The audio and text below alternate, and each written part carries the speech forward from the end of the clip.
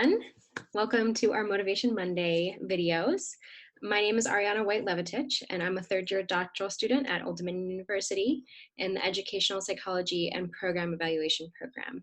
And I'm here with Matt McCrudden. He's an associate professor of education and educational psychology at Penn State University.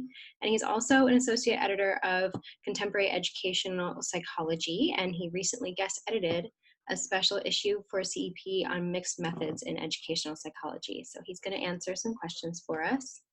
So let's just jump right in. Matt, so first, being that qualitative research is a broad term, could you talk about the types of approaches that you have used in your research and give any tips on how to design these studies? Sure. Yep. Thanks, Ariana, for the invitation to participate. So when I use qualitative research, I usually use these approaches in the context of mixed methods research design. So that is, I typically use qualitative and quantitative approaches together and then integrate them. So one way that I've used qualitative research is to explain experimental findings. So the logic underlying an experiment and the use of inferential statistics is that you compare means to determine if there are differences between groups, okay? So do the groups differ on some outcome measure? So this is a product, but to understand the process or the experience from the participants' perspectives, qualitative research can be very valuable. So one way it is valuable is it can help you explain an outcome from a participant's perspective. So it helps you answer the question, maybe, why did something work? And the second part of your question is about tips. Number one thing I would say is, and this is in the context of mixed method research, be sure to integrate the quantitative and qualitative strands at different phases of the research process. So for example, I did a study with a master's student who was investigating the social validity of an intervention for children with autism. Specifically, we used a convergent design.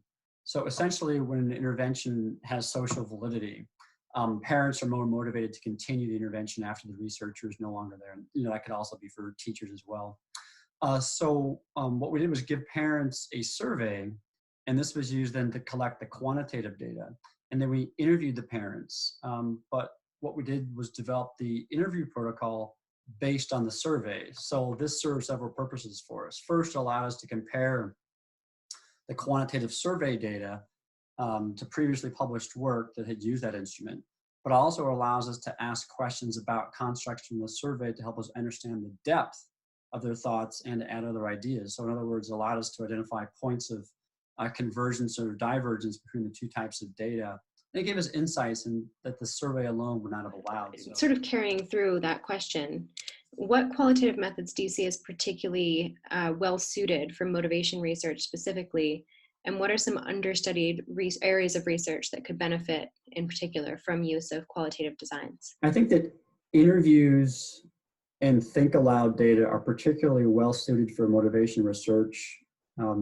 I understand the value of questionnaires in motivation research, but like all methods, questionnaires have limitations, as do interviews, of course. But interviews can provide researchers depth behind participants' motivations, as can moment-by-moment thoughts, which we capture with think alouds, that participants have while they are performing a task with respect to motivation. So from that, I'll sort of hop on and I thought about some possible understudied areas of research that could benefit from qualitative approach. So the first idea is to take any motivation scale and do a think aloud to check for common interpretations of the language among participants. So how are participants interpreting those items? Do they interpret them similarly? Do their interpretations have face validity with the theory underlying the item? So that would be the first approach I would take. And Tim Erdan has a piece in Journal of Ed Psych. It was Erdan and Mestis 2006, where they tackle some of these. They don't use a think aloud approach, but that whole idea of convergence and divergence between participants' interpretations of items. Thank you so much. That's wonderful. How do you recommend that we then communicate our results so that the added value of qualitative research is really portrayed and not overshadowed if we're in the context of a mixed methods study and we're also presenting quantitative? Well, this goes back to the study design, and you need to make sure you ask the question, how do you treat the qualitative data? And so is it going to be sort of an add-on? Then it sort of takes the diminished value and maybe doesn't have the same level of credibility. So making sure that you think about what role does the qualitative data play in relation to the quantitative data, and to what extent are you going to integrate the two of them to help you get a better understanding of the topic that you're studying and that you're interested in. When coming from an ed psych background, most programs prepare people for a quantitative. Most students have a quantitative preparation, and so we see evidence of reliability and validity in quantitative measures, but I oftentimes don't see those same types of forms of evidence for validity and trustworthiness in the qualitative data. So there are things that people can do to enhance the validity and trustworthiness of that qualitative data.